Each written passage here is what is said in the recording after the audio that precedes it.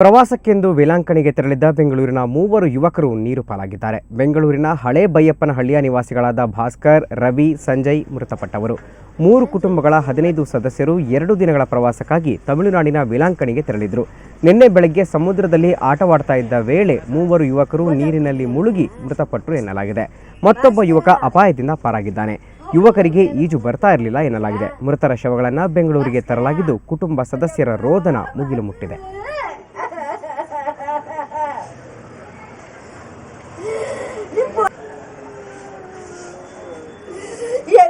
உண்டு படாத மனுஷன் போறியா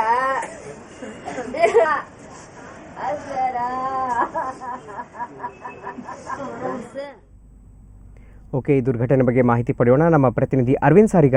ಅರವಿಂದ್ ನೇರ ಸಂಪರ್ಕದಲ್ಲಿದ್ದಾರೆ. ಅರವಿಂದ್, ಪ್ರವಾಸಕ್ಕೆ ಅಂತ ಹೊರಟವರು ಜವರಾಯನ ಅಟ್ಟಹಾಸಕ್ಕೆ ಬಲಿಯಾಗಿದ್ದಾರೆ. ಹೇಗಾಯ್ತು ಘಟನೆ ಅರವಿಂದ್?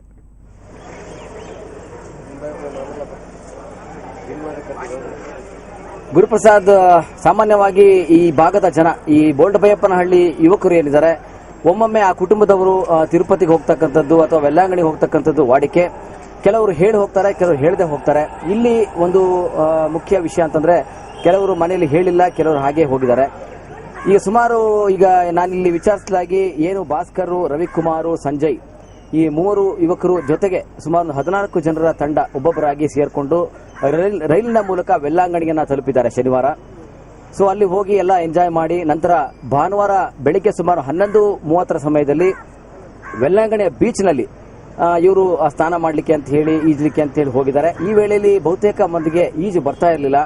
ಅದಕ್ಕೆ ಉದಾಹರಣೆ ಅಂತಂದ್ರೆ ಏನು, ಇವಾಗ ಒಂದು ಪ್ರತ್ಯಕ್ಷದರ್ಶಿಯಾಗಿ ಸಹೋದರನೇ ನೋಡಿರ್ತಕ್ಕಂಥದ್ದು ಭಾಸ್ಕರ್ ಅಂತಕ್ಕಂಥ ಯುವಕ ಏನು ಮೃತಪಟ್ಟಿದ್ದಾನೆ, 21 ವರ್ಷದ ಯುವಕ. ಸೊ ಆತನ ಸಹೋದರ ಮುರಳಿ ಅಲ್ಲಿ ಬಹಳ ಗೋಗರ್ದ. ಅವನು ಆ ಟೈಮ್ನಲ್ಲಿ ಅಲ್ಲಿ ಇಲ್ಲಿ ಸುತ್ತಮುತ್ತಲಿನವರು ಬೋಟಲ್ಲಿ ಇರ್ತಕ್ಕಂಥವ್ರನ್ನ ಬಹಳ ಗೋಗರ್ದ ಕೇಳ್ಕೊಂಡ. ಆದ್ರೆ ಅವನ ಕೂಗು ಅವರಿಗೆ ಬಹುಶಃ ಕೇಳಲಿಕ್ಕಿಲ್ಲ. ಹೀಗಾಗಿ ಈ ನಿಟ್ಟಿನಲ್ಲೂ ಕೂಡ ಭಾಸ್ಕರ್ ಮತ್ತೆ ರವಿಕುಮಾರ್, ಸಂಜಯ್ ಏನು ಮೃತಪಟ್ಟರು. ಮತ್ತೆ 4ನೇವನು ಏನು ಗೋಪಿ ಅಂತ ಇದ್ದಾನೆ, ಆತ ದೈವವಶಾತ್ ಅಪಾಯದಿಂದ ಅಲ್ಲಿ ತಕ್ಷಣ ಅವನ್ನ ಹಿಡಿದು ಎಳ್ಕೊಂಬಂದು ಆಸ್ಪತ್ರೆಗೆ ಸೇರಿಸಿದ್ರು. ಸೊ ಅವನ ಅಪಾಯದಿಂದ ಪಾರಾಗಿದ್ದಾನೆ ಅಂತಕ್ಕಂಥ ಮಾಹಿತಿಗಳು ಕೂಡ ಇಲ್ಲಿಯ ಸ್ನೇಹಿತರು ತಿಳಿಸಿದ್ದಾರೆ. ಸೊ ಈ ಒಟ್ಟಿನಲ್ಲಿ ಏನು ಆಗಸ್ಟ್ 15ರ ಒಂದು ಸ್ವಾತಂತ್ರ್ಯ ದಿನಾಚರಣೆಯ ಸಂಭ್ರಮದಲ್ಲಿ ಇರಬೇಕಾದ ಈ ಭಾಗದ ಜನ ಇವತ್ತು ಅವರ ಸ್ನೇಹಿತರನ್ನ, ಮಿತ್ರರನ್ನ ಕಳ್ಕೊಂಡು ಬಹಳ ರೋದನೆಯನ್ನು ಅನುಭವಿಸಿದರೆ ತೀವ್ರ ದುಃಖದಲ್ಲಿದ್ದಾರೆ. ಗುರುಪ್ರಸಾದ್, ಓಕೆ, ಇಂಥ ದುರ್ಘಟನೆ ನಡಿಬಾರ್ದಾಗಿತ್ತು. ಆದರೆ ಇವರ ಕುಟುಂಬದವರು ಏನು ಹೇಳ್ತಾರೆ ಇದ್ರ ಬಗ್ಗೆ?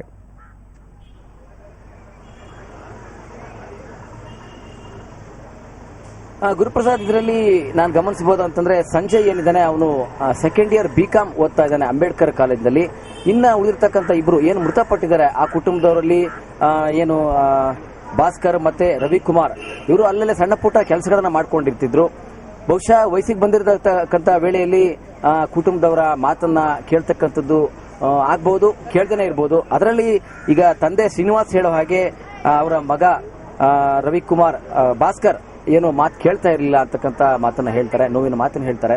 ಸೊ ಮಕ್ಕಳು, ಯುವಕರು ಆಗ್ಲಿ ಅಥವಾ ಮಕ್ಕಳಾಗ್ಲಿ ತಂದೆ ತಾಯಿಗಳು ಹೇಳ್ತಕ್ಕಂಥ ಮಾತನ್ನ ಸ್ವಲ್ಪ ಆಲಿಸಿದ್ರೆ ಇಂತಹ ದುರಂತಗಳು ಕಡಿಮೆ ಆಗಬಹುದು ಅಂತಕ್ಕಂಥದ್ದು ಕೂಡ ಎಲ್ಲರ ಇಲ್ಲಿನ ಒಂದು ಕಿವಿ ಮಾತಾಗಿದೆ ಗುರುಪ್ರಸಾದ್. ಸೊ ಈ ಒಟ್ಟಾರೆಯಾಗಿ ಇಲ್ಲಿಯ ಈ ಒಂದು ಕುಟುಂಬದವರ ನೋವಿಗೆ ಬಹಳ ಸ್ಪಂದಿಸತಕ್ಕಂಥದ್ದು ಇಲ್ಲಿಯ ಸ್ಥಳೀಯರಾಗಿದ್ದಾರೆ. ಬಹಳ ನೋವಿನ ವಾತಾವರಣ, ದುಃಖದ ಛಾಯೆ ಇಲ್ಲಿ ಮೂಡಿ ಬಂದಿದೆ ಗುರುಪ್ರಸಾದ್.